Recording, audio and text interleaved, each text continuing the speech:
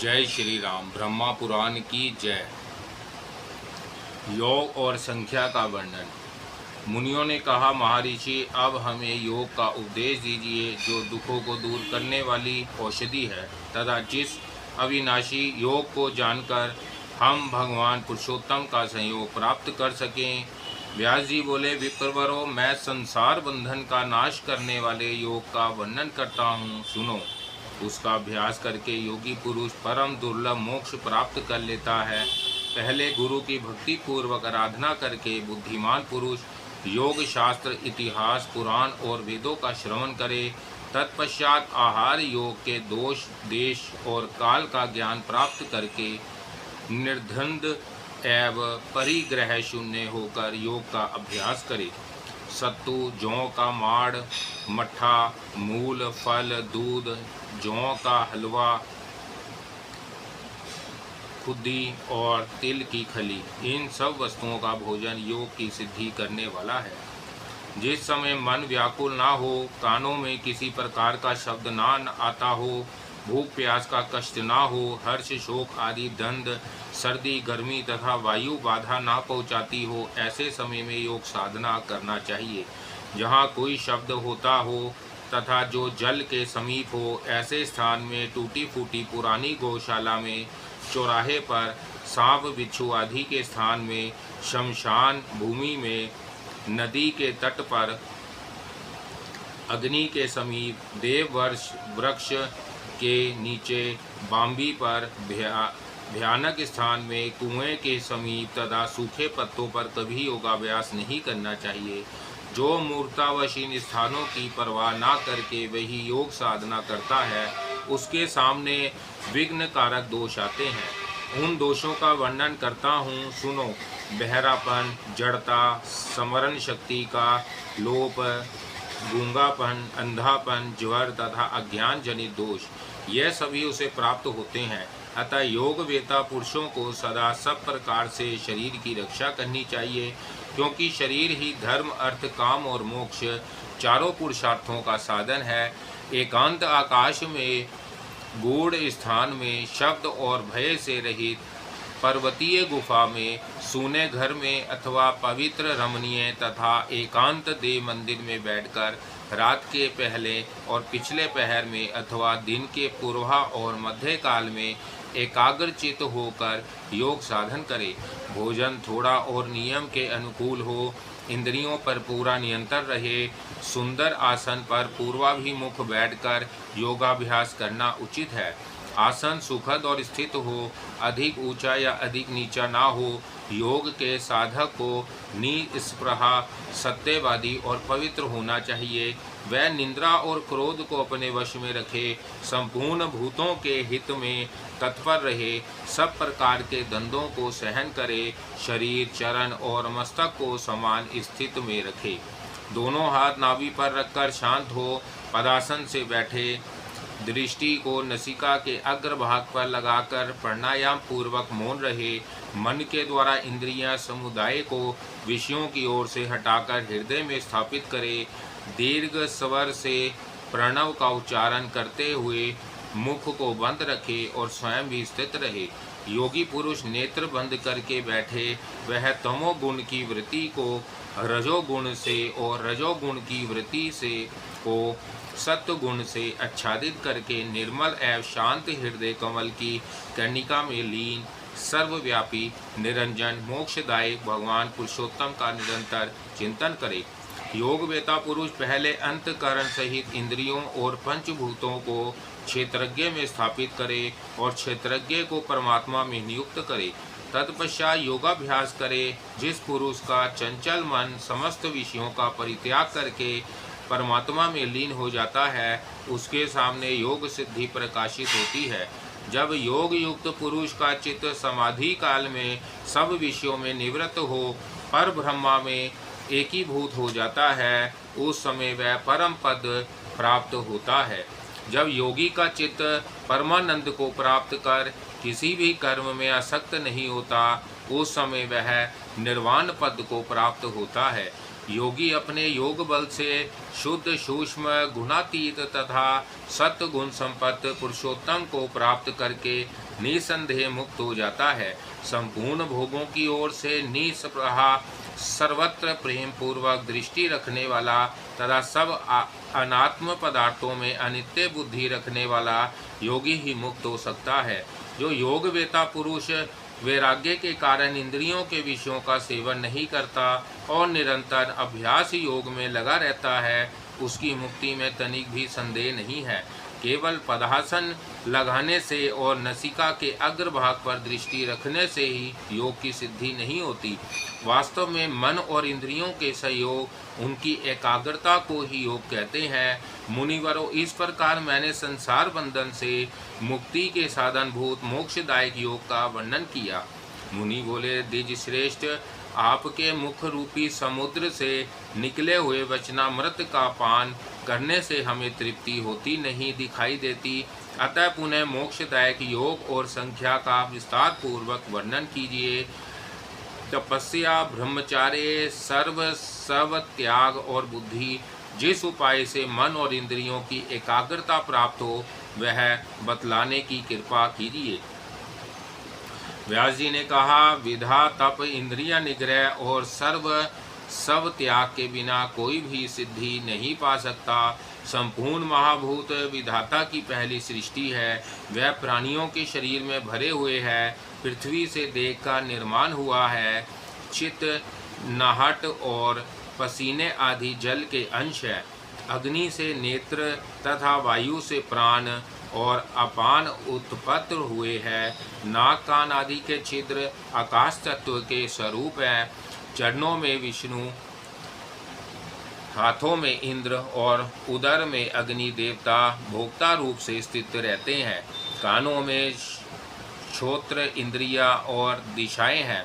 जीवा में वाग इंद्रियां और सरस्वती देवता का निवास है। कान, त्वचा, नेत्र, जीवा और नसिका, ये 5 ज्ञान इंद्रियां हैं। उन्हें विषयानुभव का द्वार बतलाया गया है। शब्द, स्पर्श, रूप, रस और गंध ये इंद्रियों के विषय हैं। इस महान आत्मा का दर्शन नेत्रों अथवा संपूर्ण इंद्रियों से नहीं हो सकता। यह विशुद्ध मन रूपी दीपक से ही बुद्धि में प्रकाशित होता है। परमात्मा शब्द, स्पर्श, रूप, रस और गंध से ही अविकारी तथा शरीर और इंद्रियों से रहित है, तो भी शरीर के भीतर ही इसका अनुसंधान करना चाहिए। जो इस विनाशशील शरीर में अव्यक्त भाव से स्थित परम पूजित परमेश्वर का ज्ञानमयी दृष्टि से निरंतर साक्षात्कार करता रहता है, वह मृत्यु के पश्चात ब्रह्मा भाव को प्राप्त होता है। ज्ञानी जन विधा विनय संपन्न ब्राह्मण में तथा गौ, हाथी, कुत्ते और चंडाल में भी समभाव से ही देखने वाले होते हैं, जिससे यह संपूर्ण जगत व्यापक है। वह परमात्मा समस्त चराचर प्राणियों के भीतर निवास करता है। जब जीवात्मा संपूर्ण प्राणियों में अपने को और अपने में संपूर्ण प्राणियों की स्थिति देखता है, उस समय वह ब्रह्मा भाव को प्राप्त हो जाता है। अपने शरीर के भीतर जैसा आत्मा है, वैसी ही दूसरों के शरीर में भी है। जिस पुरुष को निरंतर ऐसा ज्ञान बना रहता है, वह अमृत तत्व को प्राप्त होता है। जो संपूर्ण प्राणियों को आत्मा होकर सबके हित में लगा हुआ है, जिसका अपना कोई मार्ग नहीं है तथा जो ब्रह्म पद को प्राप्त करना चाहता है, उसके मार्ग की खोज करने में देवता भी मोहित हो जाते हैं। जैसे आकाश में चिड़ियों के और जल में मछलियों के चलने के चिन्ह दिखाई नहीं पड़ते, उसी प्रकार ज्ञानियों की मति का भी किसी को पता नहीं चलता।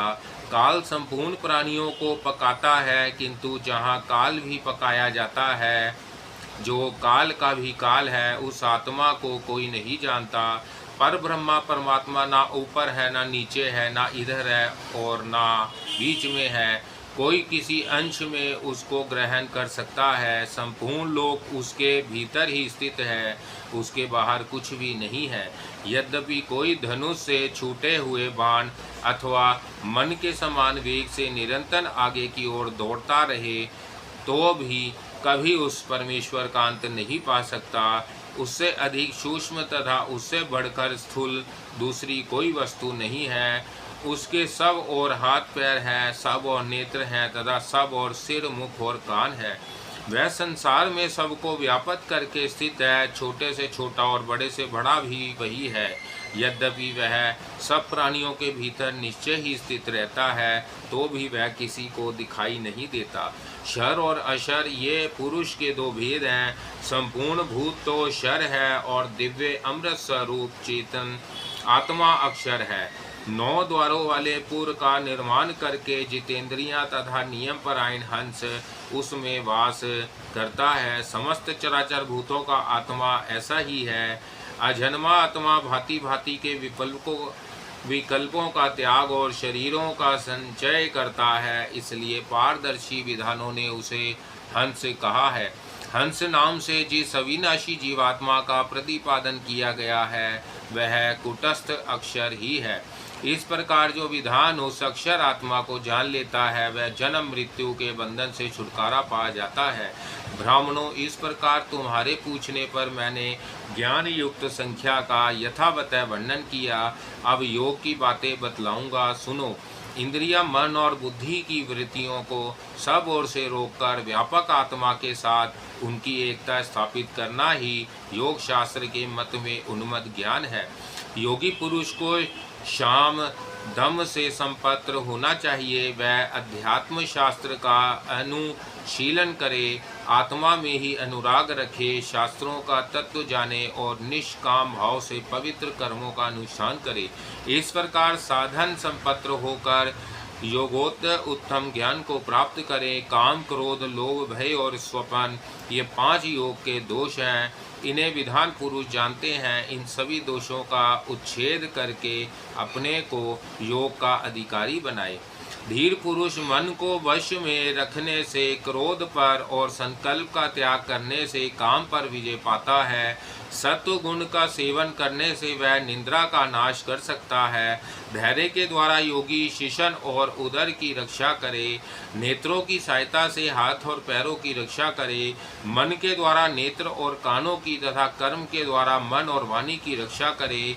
प्रमाद के त्याग से भय का और विधान पुरुषों के सेवन से दंभ का त्याग करे। इस प्रकार योग के साधक को आलस्य छोड़कर इन योग संबंधी दोषों को जीतने का प्रयत्न करना चाहिए।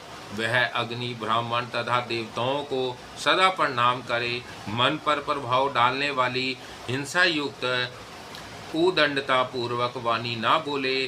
तेजोमय ब्रह्मा ही वीर्य है। यह संपूर्ण जगत है, उसी का कार्य है। समस्त चराचर जगत है उस ब्रह्मा के ही ईशन का परिणाम है। ध्यान, वेदाध्ययन, दान, सत्व, लज्जा, सरलता, क्षमा, शौच, आत्मशुद्धि एवं इंद्रिया संयम, इनसे तेज की वृद्धि होती है और पाप का नाश होता है। योगी को चाहिए कि वह संपूर्ण प्राणियों में समान भाव रखे। जो कुछ मिल जाए उसी से निर्वाह करे। पाप रहित, तेजस्वी, मिताहारी और जितेंद्रिया होकर काम और क्रोध को वश में करके ब्रह्मा पद का सेवन करे। योगी रात के पहले और पिछले पहर में मन एवं इंद्रियों को एकाग्र करके ध्यानस्थ हो मन को आत्मा में लगावे। जैसे मशक में एक जगह भी छेद हो जाने पर सारा पानी बह जाता है, उसी प्रकार यदि साधक की 5 इंद्रियों में से एक इंद्रियां भी विकृत हो विषयों की ओर चली जाए तो वह अपनी बुद्धि और विवेक खो बैठता है। जैसे मछुआरा पहले जाल काटने वाली मछली को पकड़कर पीछे अन्य मछलियों को पकड़ता है, उसी प्रकार योगवेता साधक पहले अपने मन को वश में करे, तत्पश्चात कान, नेत्र, जीवा तथा नसिका आदि इंद्रियों का निग्रह करे। इन सब को अधीन करके मन में स्थापित करे और मन को भी संकल्प विकल्प से हटाकर बुद्धि में स्थिर करे। इस प्रकार 5 इंद्रियों को मन में और मन को बुद्धि में स्थापित करने पर जब ये इंद्रियां और मन स्थित हो जाते हैं उस समय इनकी मलिनता दूर होकर इनमें स्वच्छता आ जाती है। फिर अंतकरण में ब्रह्मा का साक्षात्कार हो जाता है। योगी धूम रहित अग्नि दीप्यमान सूर्य तथा आकाश में चमकती हुई बिजली की भांति आत्मा का हृदय देश में दर्शन करता है। सब कुछ आत्मा में है और आत्मा सब में व्यापक है, इसलिए वह सर्वत्र दृष्टिगोचर होता है। जो महात्मा, ब्राह्मण, मनीषी, धैर्यवान, महाज्ञानी और संपूर्ण प्राणियों के हित में तत्पर रहने वाले हैं, वह ही उस आत्मा का दर्शन कर पाते हैं। जो योगी एकांत में बैठकर कठोर नियमों का पालन करते हुए थोड़े समय भी इस प्रकार योगाभ्यास करता है, वह अक्षर ब्रह्मा की समानता को प्राप्त हो जाता है। योग साधना में अग्रसर होने पर मोह, भ्रम और आवृत आदि विघ्न प्राप्त होते हैं। दिव्य सुगंध आती है, दिव्य वाणी का श्रवण तथा दिव्य रूपों के दर्शन होते हैं। अद्भुत बातें देखने में आती हैं, अलौकिक रस और स्पर्श का अनुभव होता है। इच्छा अनुसार सर्दी और गर्मी प्राप्त होती है। वायु की भांति आकाश में चलने फिरने की शक्ति आ जाती है। प्रतिभा बढ़ जाती है और उपद्रवियों का अभाव हो जाता है। योग से इन सिद्धियों के प्राप्त होने पर भी तत्ववेता पुरुष उनकी अपेक्षा करके समभाव से ही उन्हें लौटा दें। वह योग का ही अभ्यास बढ़ाए और नियम पूर्वक रहते हुए पहाड़ की चोटी पर शून्य देव मंदिर में अथवा वृक्षों के नीचे बैठकर योग का अभ्यास करे। इंद्रियां समुदाय को संयम में रखकर एकाग्रचित हो निरंतर आत्मा का चिंतन करता रहे। योग से मन को उद्रीन ना होने दे। जिस उपाय से चंचल मन को रोका जा सके उसमें तत्परता पूर्वक लग जाए और साधना से कभी विचलित ना हो। अपने रहने के लिए शून्य ग्रह को स्वीकार करें, क्योंकि वहाँ चित्त एकाग्र रह सकता है। योग का साधक मन, वाणी अथवा क्रिया द्वारा भी कहीं आसक्त ना हो। वह सबकी ओर से उपेक्षा का भाव रखे, नियमित भोजन करे तथा लाभ और अलाभ को समान समझे। जो उस योग की निंदा करे और जो उसको मस्तक झुकाए, उन दोनों के ही प्रति वह समान भाव रखे। वह किसी एक की बुराई या भलाई ना सोचे। कुछ लाभ होने पर हर्ष से फूल ना उठे और लाभ ना होने पर चिंता ना करे, अपितु वायु का सहधर्मी होकर सब प्राणियों के प्रति समान भाव रखे। इस प्रकार स्वस्थचित होकर सर्वत्र समान दृष्टि रखने वाला साधक यदि 6 महीने भी निरंतर योग के अभ्यास में लगा रहे तो उसे ब्रह्मा का साक्षात्कार हो जाता है।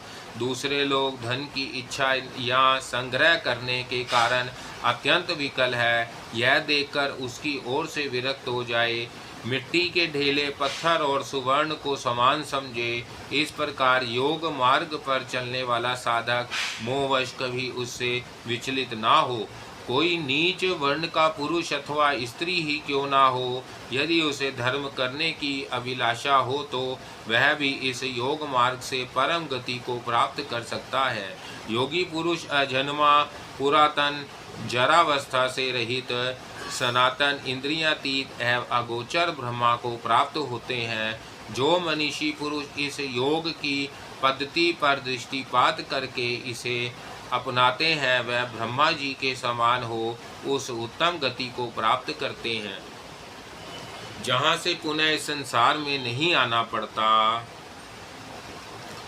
कर्म तथा ज्ञान का अंतर, परमात्मा तत्व का निरूपण तथा अध्यात्म ज्ञान और उसके साधनों का वर्णन। मुनि बोले, महर्षियों, यदि वेद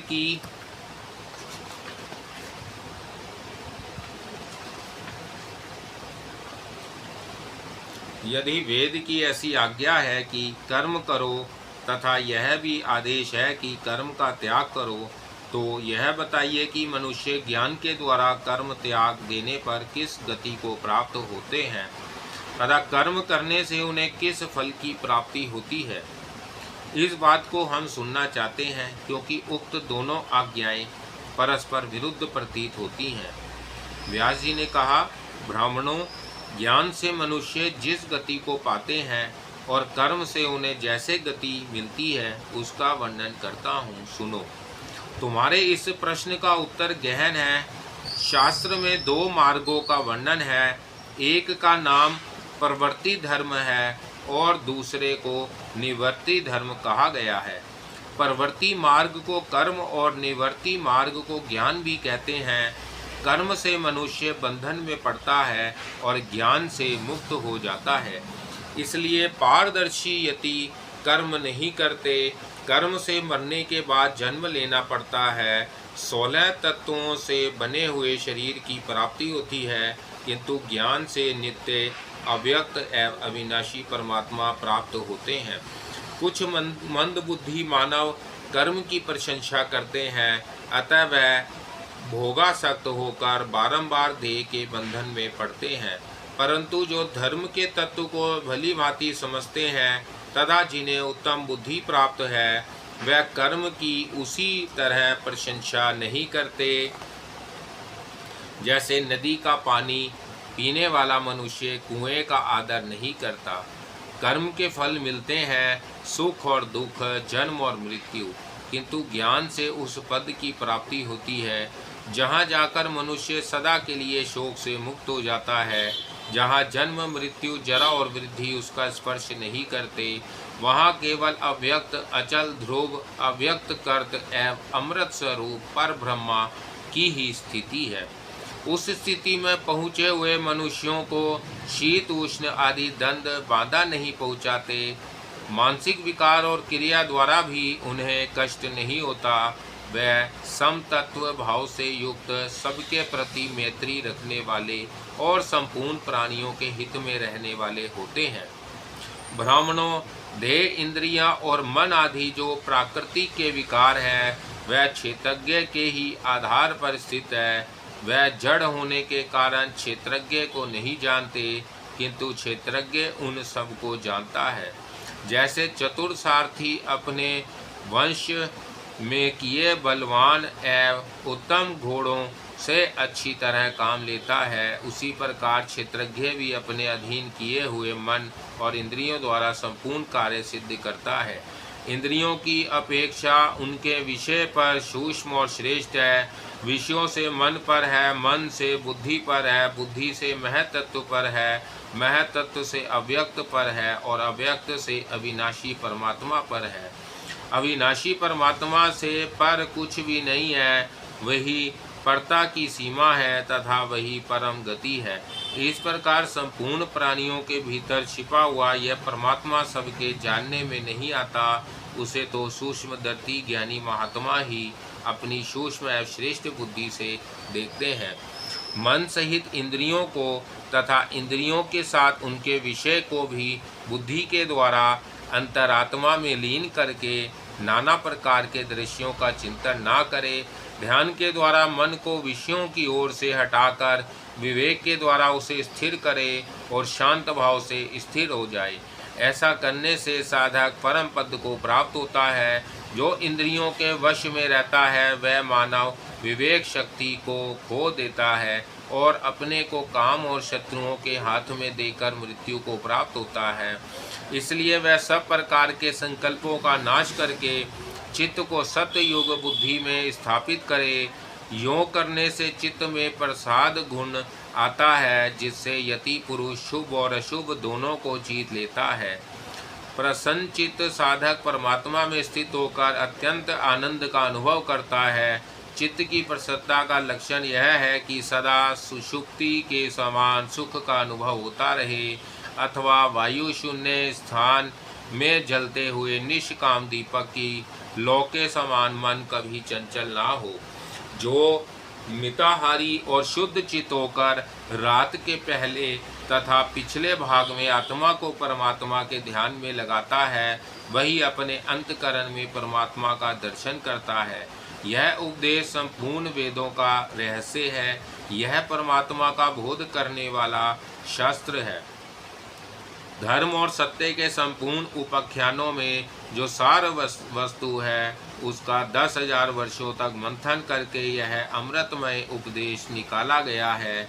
जैसे दही से मक्खन निकलता और काष्ठ से अग्नि प्रकट होती है, उसी प्रकार मोक्ष के लिए विधानों का ज्ञान जहाँ प्रकट किया गया है। इस शास्त्र का उपदेश स्नातकों को देना चाहिए। जिसका मन शांत नहीं, इंद्रिया वश में नहीं है तथा जो तपस्वी नहीं है, उसे इस ज्ञान का उपदेश नहीं करना चाहिए।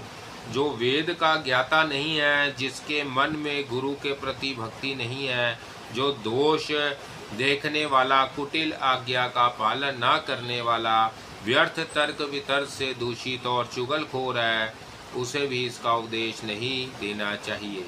जो प्रशंसनीय, शांत, तपस्वी तथा सेवा परायण शिष्य अथवा पुत्र हो, उसी को इस गूढ़ धर्म का उपदेश देना चाहिए, दूसरे किसी को नहीं। यदि कोई रत्नों से भरी हुई संपूर्ण पृथ्वी देने लगे तो भी तत्ववेता पुरुष उसकी उपेक्षा इस ज्ञान को ही श्रेष्ठ माने।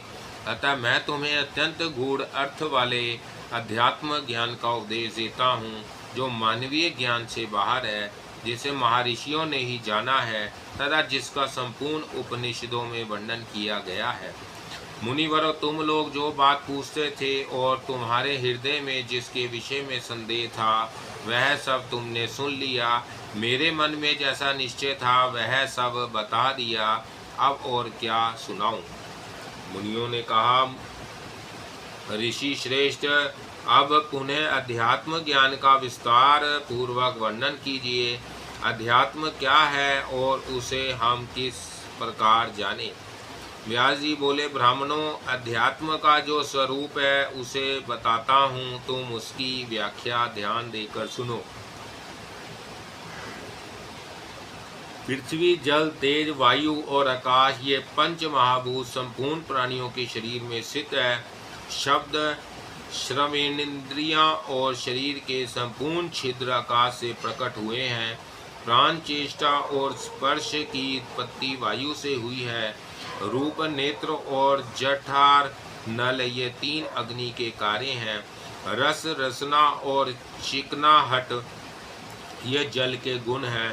गंध, नसिका और देह, ये पृथ्वी के कार्य हैं। यह पंच बौद्धिक विकार बताया गया। स्पर्श वायु का, रस जल का, रूप तेज का, शब्द आकाश का और गंध भूमि का गुण है। मन, बुद्धि और स्वभाव, ये सब योचित निज गुण है। यह गुणों की सीमा को लांघ जाते हैं, अतः उनसे श्रेष्ठ माने गए हैं। जैसे कछुआ अपने अंगों को फैलाकर फिर सिकोड़ लेता है, उसी प्रकार बुद्धि के द्वारा श्रेष्ठ पुरुष संपूर्ण इंद्रियों को विषयों की ओर से समेट लेता है। मनुष्यों के शरीर में 5 इंद्रियां हैं। छठा तत्व मन है, 7वां तत्व बुद्धि है और क्षेत्रज्ञ को 8वां समझो। आँख देखने के लिए ही है, मन संदेह करता है, बुद्धि निश्चय करने के लिए है और क्षेत्रज्ञ को साक्षी कहा गया है। तत्व, रज और तम, ये तीनों गुण अपने कारणभूत प्राकृतिक से प्रकट है। वह संपूर्ण प्राणियों में समान भाव से स्थित है। उनके कार्यों द्वारा उनकी पहचान करनी चाहिए। जब अंतकरण कुछ प्रीति युक्त सा जान पड़े, अत्यंत शांति का सा अनुभव हो, तब उसे सत्व गुण जानना चाहिए। जब शरीर और मन में कुछ संताप का सा अनुभव हो, तब उसे रजोगुण की प्रवृत्ति मानना चाहिए। जब अंतकरण में अव्यक्त, अतर्क और अज्ञेय मोह का संयोग होने लगे, तब उसे तमोगुण समझना चाहिए। जब अकस्मात किसी कारणवश अत्यंत हर्ष, प्रेम, आनंद, समता और स्वास्थ्य चित्तता का विकास हो, तब उसे सात्विक गुण कहते हैं। अभिमान, असत्य भाषण, लोभ और असहनशीलता, ये रजोगुण के चिन्ह हैं। मोह, प्रमाद, निंद्रा, आलस्य और अज्ञान आदि दुर्गुण जब किसी तरह प्रवृत्त हो, तब उन्हें तमोगुण का कार्य जानना चाहिए। जैसे जलचर पक्षी जल में विचरता हुआ भी उससे लिप्त नहीं होता, उसी प्रकार मुक्तात्मा योगी संसार में रहकर भी उसके गुण दोषों से लिप्त नहीं होता। इसी प्रकार ज्ञानी पुरुष विषयों में आसक्त और ना होने के कारण उनका उपभोग करते हुए भी उनके दोषों से लिप्त नहीं होता। जो सदा परमात्मा के चिंतन में ही लगा रहता है वह पूर्वकृत कर्मों के बंधन से रहित तो संपूर्ण प्राणियों का आत्मा हो जाता है और विषयों में कभी आसक्त नहीं होता। गुण आत्मा को नहीं जानते, किंतु आत्मा उन्हें सदा जानता रहता है, क्योंकि वह गुणों का दृष्टा है। प्राकृतिक और आत्मा में यही अंतर है, एक तो गुणों की सृष्टि करती है किंतु दूसरा ऐसा नहीं करता। वह दोनों स्वभावतः पृथक होते हुए भी एक दूसरे से संयुक्त है। जैसे पत्थर में सुवर्ण जड़ा होता है, जैसे गुलर और उसके कीड़े साथ साथ रहते हैं, तथा जिस प्रकार मुंज में सीख होती है और ये सभी वस्तुएं पृथक होती हुई भी परस्पर संयुक्त रहती है, उसी प्रकार प्राकृतिक और पुरुष भी एक दूसरे से संयुक्त रहते हैं। प्राकृतिक गुणों की सृष्टि करती है और क्षेत्रज्ञ आत्मा उदासीन की भांति अलग रहकर समस्त विकारशील गुणों को देखा करता है। प्राकृतिक जो इन गुणों की सृष्टि करती है वह सब उसका स्वाभाविक कर्म है।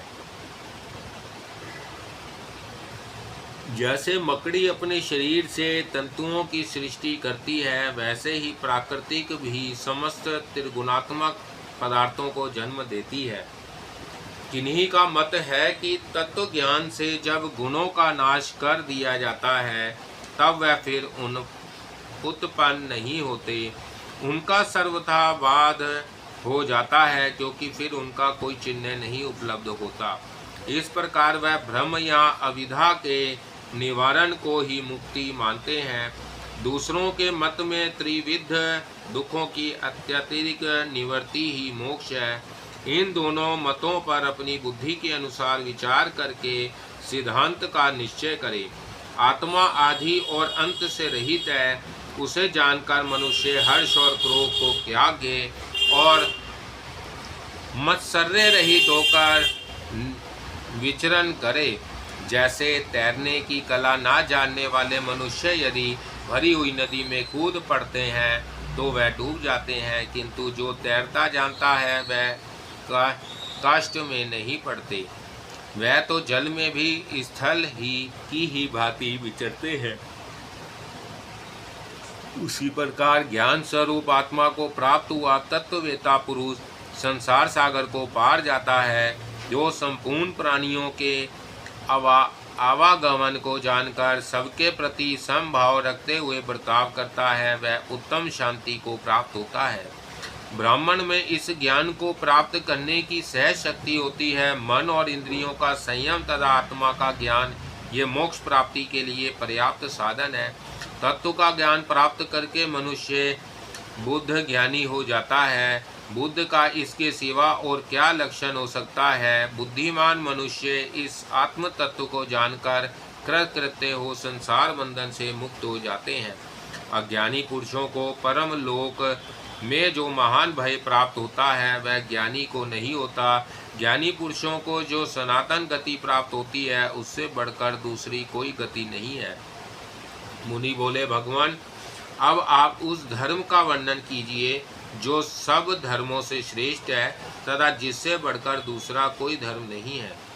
व्यास जी ने कहा, मुनिवरों, मैं ऋषियों के द्वारा प्रशंसित प्राचीन धर्म का जो संपूर्ण धर्मों से श्रेष्ठ है वर्णन करता हूँ, तुम एकाग्रचित होकर सुनो। जैसे पिता अपने छोटे बालकों को अपनी आज्ञा के अधीन रखता है, उसी प्रकार मनुष्य बुद्धि के बल से अपनी प्रमथशील इंद्रियों को यत्न पूर्वक संयम करे। मन और इंद्रियों की एकाग्रता ही सबसे बड़ी तपस्या है।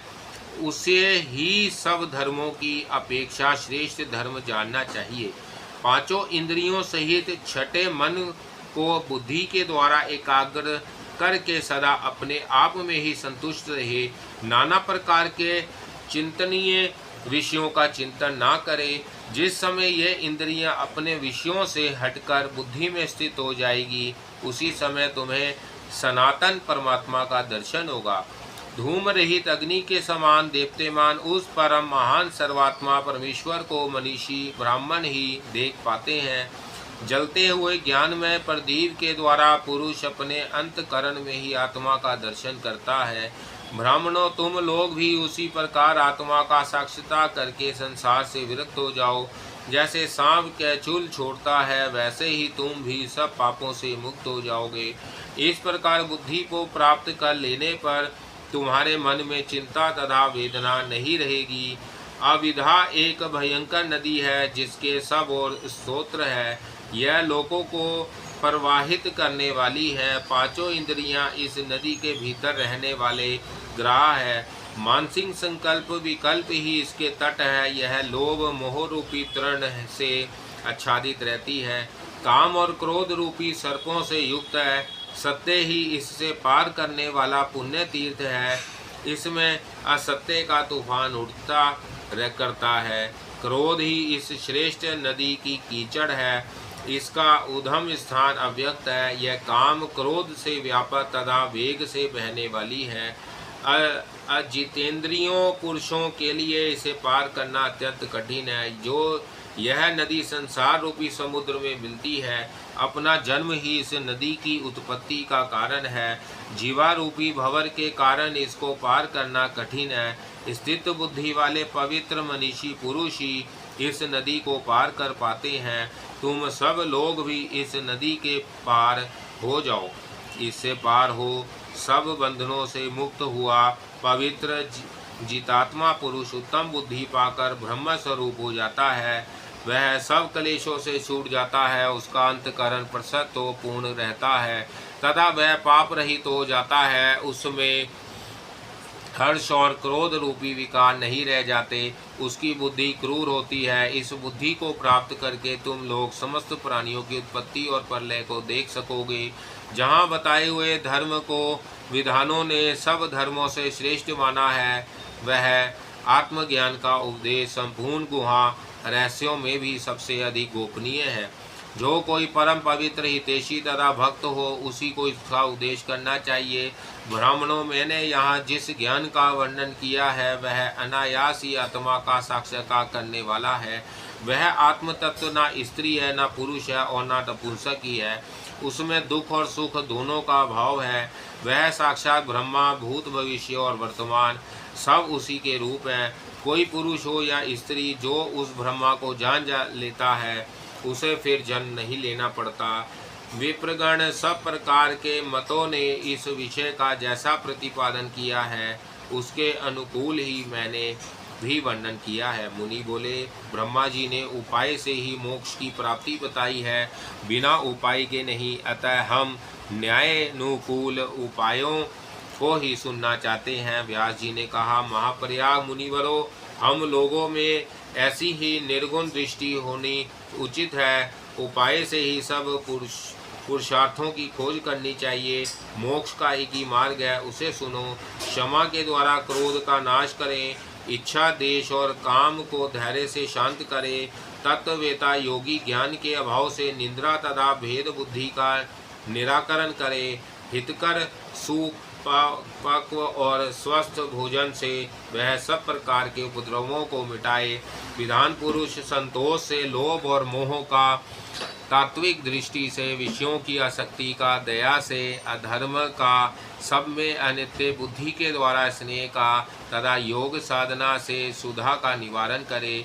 पूर्व संतोष से तृष्णा को, उत्थान से आलस्य को, निश्चय से तर्क वितर्क को, मौनावलंबन से बहुत बोलने की प्रवृत्ति को, शूरता से भय को, बुद्धि से मन को और वाणी को तथा ज्ञान दृष्टि से बुद्धि को जीते। शांत चित्त हो, पवित्र कर्मों का अनुष्ठान करते हुए इस बात को समझे, जिसके पाप धुल गए हैं। ऐसा तेजस्वी, मिताहारी तथा जितेंद्रिय पुरुष काम और क्रोध को अपने वश में करके ब्रह्मा में प्रवेश करता है।